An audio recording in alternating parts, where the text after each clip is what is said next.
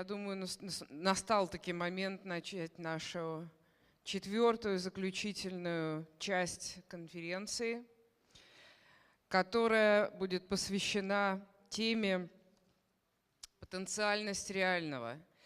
Ни один вид искусства не располагается настолько близко к действительности, как искусство действия. И задача этой секции, задача этого заседания как раз в том, чтобы посмотреть на опыт истории и на будущее перформанса как связующего звена между жизнью и искусством. Насколько эта технология, эта медиа способна выжить и развиваться в современных экономических и социальных обстоятельствах. Я очень рада объявить первого выступающего в этой секции, человека абсолютно легендарного. Это RoseLee Goldberg. Известна RoseLee прежде всего своей знаменитейшей книгой об истории перформанса, которую позавчера показывали здесь, ее русский вариант, чем мы очень горды и чему мы страшно счастливы, что наконец вышло по-русски. Но RoseLee известна также как автор книги, посвященной такой звезде не только современной музыки, но и перформанса, как Laurie Anderson. И помимо своих текстовых работ, она известна как директор галереи Королевского колледжа искусств в Лондоне, куратор выставочной площадки Kitchen в Нью-Йорке, преподаватель Нью-Йоркского университета и, конечно же, как основатель биеннале перформанса, который проходит в Нью-Йорке, это известнейшая Performa. Ее доклад посвящен художественной жизни даунтауна 70-х, совершенно легендарное время, как и сама RoseLee, то время, когда я хотела бы жить и, возможно, даже и работать, но мне, к сожалению, уже не суждено, и я буду рада услышать историю RoseLee. С нетерпением жду.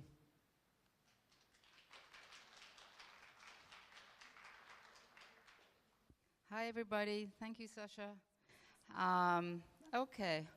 I thought I'd just talk today about ethics, my ethics, your ethics, all of our ethics together. I think the afternoon was really to talk about much more personal ethics than a philosophical one. And I thought I'd begin with the first image, which is, okay, hold on. Yeah, okay. Anyone want to guess where that is? Probably Chanel is now right behind this truck. And Starbucks, and what else do we find downtown? Soho in the 1970s. The Soho that I went to in 1970 looked like this. We owned downtown. The creative community owned downtown. Most people were actually much too fearful to come downtown. There was only one light bulb on the street at night. There were no cafes. There was one, what they call a bodega, which is like a little place you could buy Spanish beans and coffee and milk on Prince Street. So this is the New York that I felt I absolutely had to move from London to live in, because it was so rough and so broken down and so bankrupt. These were all the things that seemed to be the right ingredients to make for a very exciting art world. So, next one. Okay, this was my loft. This was outside my loft downstairs on Mercer Street, which now you can find APC and other very fancy stores on Mercer Street. Actually, this wonderful car stayed outside my loft like that for about 6 months. It was never moved. And again, I think it was a matter of pride for all of us that we could live in such abandoned, desperate situation. We liked the fact that nobody came downtown. Art took place for very few people. It was really about the art community itself. And there was an ethics involved for all of us. There was a pride in having no money. There was a pride in not having a marketplace. There was pride in art having nothing following it. It was really, again, about this very small downtown group. We would hear about a performance by Joan Jonas, and we'd all race over to the Hudson River and watch her performing there. We'd hear about an event in somebody's loft. But again, this was not advertised. There was nothing, it wasn't even called performance art. We went to see what other artists were working on. So that was my loft. And one of the reasons I moved to New York was that I wanted a loft very badly. And again, in those days, to give you some idea of the economics, I don't know the translation, but I had a space that was 2,000 square feet. Maybe the translator can explain how much 2,000 square feet is. And I paid $200 a month then, in 1975, for 2,000 square feet. Of course, now you're lucky if you get 700 square feet for about $3,000 a month. I'm not sure I would have moved to New York under these circumstances. This next slide is just a little... I just thought this was funny because I found it in my archives, and I remembered very well seeing that poster saying manpower. These were important days in New York when really the women's movement and feminists were fighting constantly to really get another kind of gender identity and equality going for the women in the art world, and it made a huge difference. These were my neighbors downstairs in the building. Katerina Sieverding, I'm sure you know, Diego Cortez. So again, I'm trying to build up a sense that there was enormously close-knit community. We'd go to the kitchen. Nobody woke up before noon, so we'd meet at the kitchen around noon. The kitchen was then in a loft on Broome Street, and everybody would hang out there and have huge arguments starting at noon and going across the street to the Broome Street bar where we'd have really disgusting hamburgers. And the conversation would go on all night about what this art world was about and how we were really going to counter any kind of monetary seduction. It was the era of conceptual art, and that really is the deep ethos that we grew up with. There was an ethics to being an artist, to being a writer, to being an art historian, right in the midst of this art world, in the midst of New York City. So in talking about this ethics, this personal ethics and the ethics of the art world, again, I really also want to lead us to a discussion of very, very different aesthetics. And picking up from the talk I gave the other night for my book launch, to really show you what a huge variety of performance there is out there. I think I keep seeing and I keep being shown work that so much looks back to the 70s, that's so much about certain kinds of gestures, that people seem to associate work that is political or that has a strong ethical or moral position as being very dry and very conceptual and very gestural. But in fact, the range of work that is made with a strong ethical, moral code built into it can also reach out into very, very different kinds of aesthetics.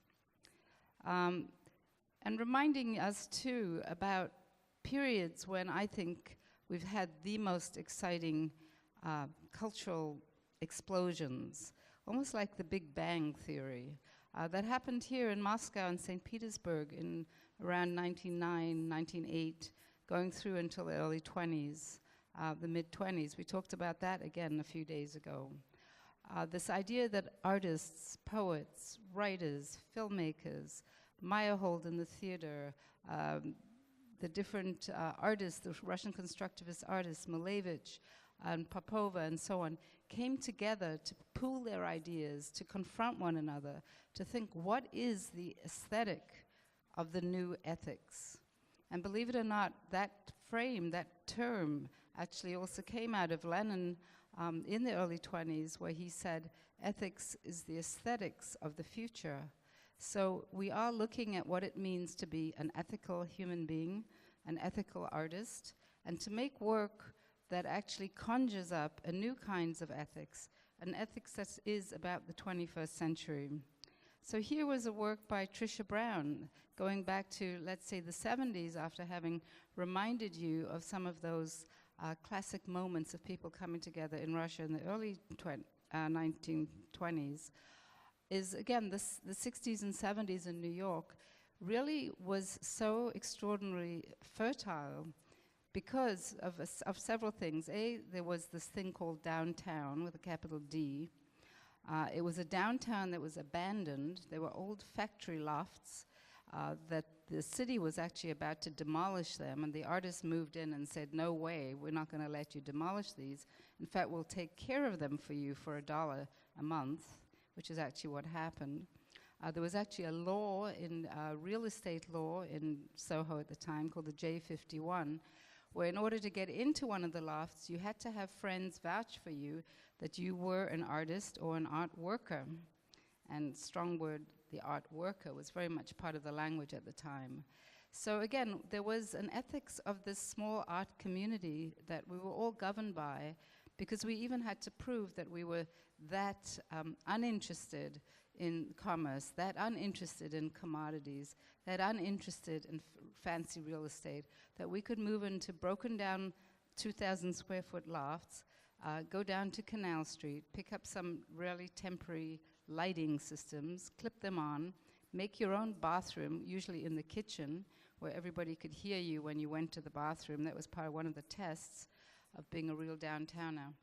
And you could see things that, again, would really attract maybe 20, 30, 40 people at a time.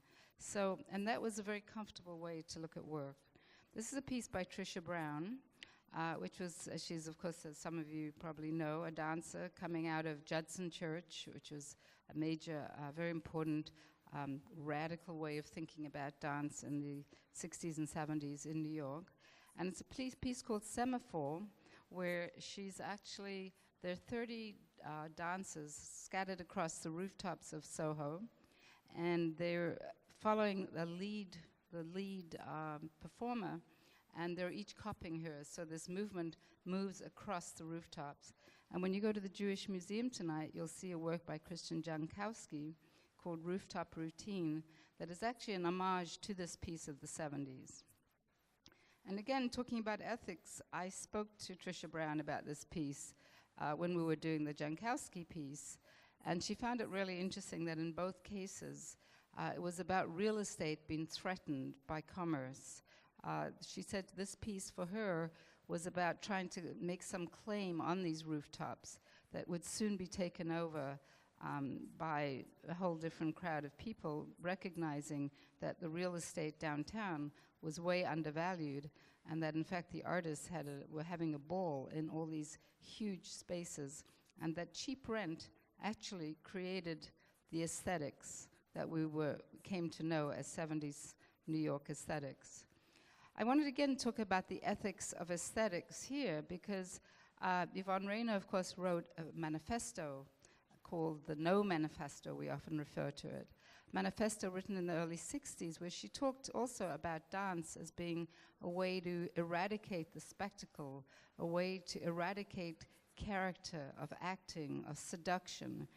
This was, again, an aesthetic and an ethic that drove us all in the 1970s. We really believed that it was important to really sort of suck out, like using a turkey baster. I don't know what you'd call that here, but I'm sure that you got the same kind of little kitchen machine, to suck out anything that could be remotely seductive. So here again you see a Trisha Brown performance from the late 70s. First you notice the bodies. No one's perfectly turned out or impeccably anorexic, as most dancers typically have to be. And it's a work that was constructed and built on a conceptual framework that Trisha Brown developed, actually using different conceptual strategies, in this case a cube, and taking the names of each of the dancers, giving each letter in their, the spelling of their name, a particular place, and using this system to construct a dance that had nothing to do with any of the ways we typically think of dance, i.e. beautiful movement, seductive bodies, perfect lighting. No, none of this. This was reduced to an aesthetics that, as I said, and I will keep saying, so we really land at this idea that there was an aesthetics that was based on an ethical position, that art had to be about ideas. It had to be about exploring concept. It had to be about changing the way you would think about life and about the space around you and about how your body moved and about the politics. So this was a generation thoroughly governed by, thoroughly led by this deep belief that there was an ethics to what they were doing. But it wasn't being spelt out in the way that we think of so much ethical art nowadays, or art that seems to have a moral or political position. The aesthetic somehow and the ethics went hand in hand. Here's another Trisha Brown piece showing you this extraordinary invention that everybody was up against, because if you take away the spectacle, if you take away finish, if you take away anything that could be conjured as seductive, and you're left with what? You're left with some real essential questions. So for example, with Trisha Brown, the question is, what is dance? Is dance really merely about gravity? How do we deal with gravity? How do we feel gravity? Is it about walking and putting one foot in front of the other? So these were the questions that in their own way conjured up an aesthetics. And we're seeing here a piece by Trisha, originally done actually at this was downtown at 112 Green Street, again in one of these great lofts that we all wandered through as though we owned them, and we really did, because nobody from uptown dared come down there. And you see this work that's, again, about a very clever interpretation of what it means to be a dancer, i.e. this feeling of being suspended, and being suspended the wrong way up, in the sense of being a dance, particular dance form. Oops. What are we doing? Do we have? Okay. And again, just to keep going and giving you a sense of the loft life and the cheap rent that really made this so manageable. This is a work by Sylvia Whitman that was also done downtown. And can we go forward? I'm going to jump ahead to a few more. Am I doing something wrong here? Because I'm getting this 5-minute sign. So I wanted to bring us forward a little bit.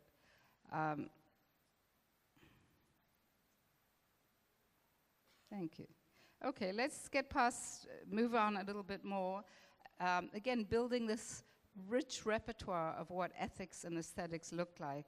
This is an earlier Laurie Anderson piece called The Film Dress, where actually she would go from one loft to the other, put on this dress, and show films against her held-out skirt.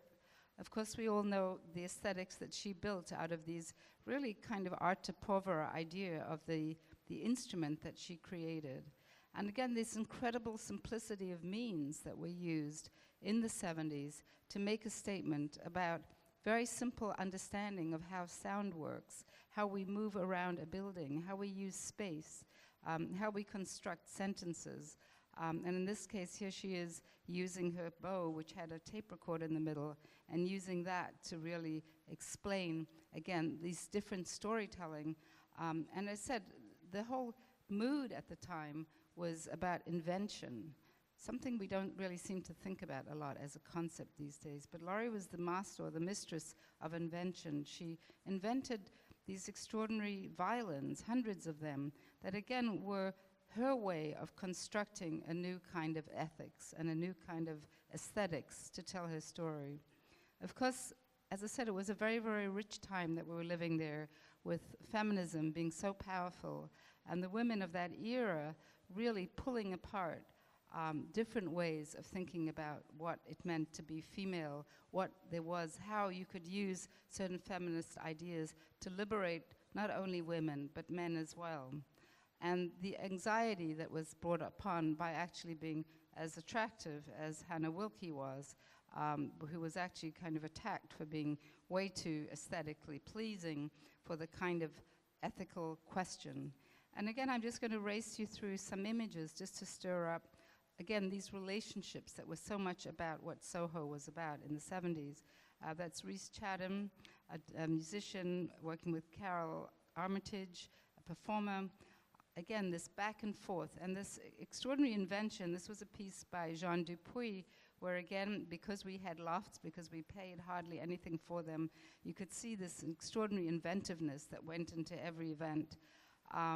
And here in this case, it was called grommets, and you had to climb up little ladders and peek in and see these different shows. Michael Smith might be behind the curtain, or other artists would be behind the curtain, and you'd discover different parts of the city, different parts of people's lofts, and different ideas. Here's Robert Longo and Rhys Chatham. Artists had bands. This was part of the fun too. So again, we're going back and forth between people coming together with different disciplines, with different instruments under their arms. In this case, an early piece of Christian Marclay, and a work by Laurie Anderson that really marked this edge between the 70s when, as I say, we were so ethically driven to have a really basic aesthetic, a very dry aesthetic. Was Oh Superman, an 8-minute song that Laurie made that, much to her amazement, got turned into the top of the British hit parade, and really marks the beginning of the 80s and a whole new attitude to art making that suddenly brings money. Warner Brothers gave her a contract for 6 albums and so on. But always, I will keep reminding us over again, while looking at these stunningly beautiful aesthetic images that she's constructed, that were all actually taken from a work called United States, which was a hugely critical analysis of the commercial mentality of the American imperialism. And to actually see an artist of this caliber seduce you with her sound, seduce you with her aesthetic, and really take you into this other world, but to do it with such really stunningly beautiful work. Some more images just to remind you, again, about what I personally look for when I'm talking about aesthetics and when I'm talking about ethics.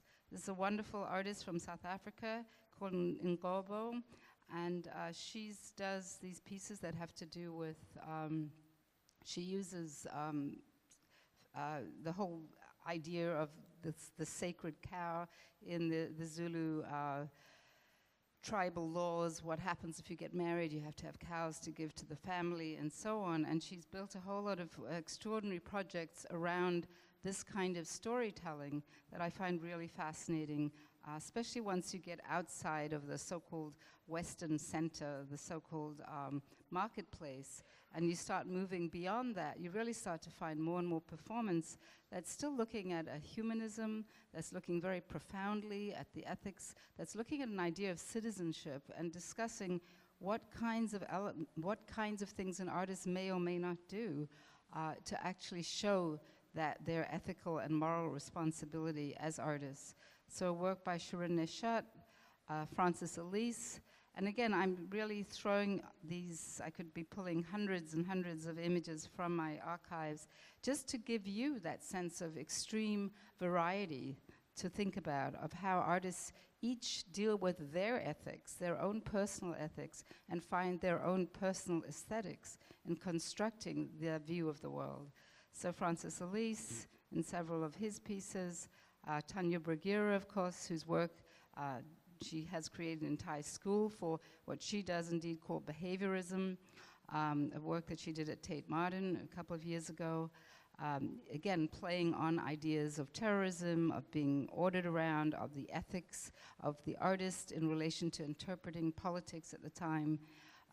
Robin Rode, a South African artist whose work deals with this incredibly something that was very familiar to me growing up in South Africa, where young kids would write on, not so much graffiti, but kind of do these imaginary drawings on the wall of things, almost like magically walls and things that they wanted to interpret as owning them. Galinda out of Argentina, I always forget, it's Argentina. Again, just showing some of these aesthetic responses to dealing with very difficult ethical issues. A piece by, thank you, somebody help me. Sigalet Landau, thank you, made in a video dealing with obviously the borders between Palestine and Israel. Marepi out of Brazil. Again, forget here even content. Rather, I'm saying look at these stunning images that these artists are constructing, even without essentially, that they do realize that they're looking for it, but they are constructing one dreamy and stunning aesthetic after the other. Lauren Kalsadir, of course, we had Song Dong here. What are these different kinds of aesthetics that come from this kind of profoundly meaningful way of seeing the artist in their own lives, in their own culture? A work by Ati Pataruga, South African artist, dealing with what it is to be a Xhosa youth and dealing with circumcision. A work he did at Performa, where it was also an underwater project. And of course, Pavel Altheimer, you all know this project of his, where his work is so deeply engaged and engaging at all times. Of course, Yael Bartana's piece that she did last year, 2 years ago, at Venice Biennial, and previously to that, piece made in Poland, begging Jews to come back to Poland. Work by Nikhil Chopra, another Chopra work. Sorry, we've got more. And just to round up, because everyone said I didn't mention any of the Performa pieces that we've just come out of the Performa Biennial, but again, I'm just really teasing your eyeballs here. This is only about the image making that these artists are involved in. Extraordinary work that we did by a young artist called Eddie Peak that has his own aesthetics and ethics that comes out of very art historical knowledge. A work by Ryan McNamara that again most typically people don't think is being dealing with ethics, but trust me, the ethics that he considers his work about is so important. And we have a few more just taken from this last biennial that we had ended 2 weeks ago.